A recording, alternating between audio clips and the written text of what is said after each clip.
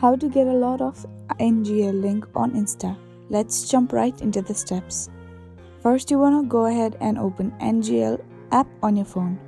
To start playing, you want to go ahead and tab on copy link. Tab on OK.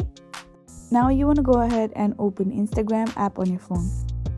Then you want to scroll or slide to story. Click a picture or upload a picture here, and then you want to tap on the smiley like option on the top. You want to tap on link. Now you want to paste the link that you have copied from NGL and tap on done. As you do that, you want to edit the story as you want, then tap on your story.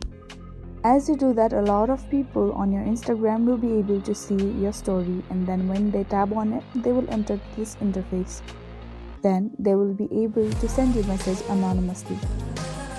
So that is how you can get a lot of NGL on Instagram. I really hope this video helped you out. Thank you so much for watching till the very end.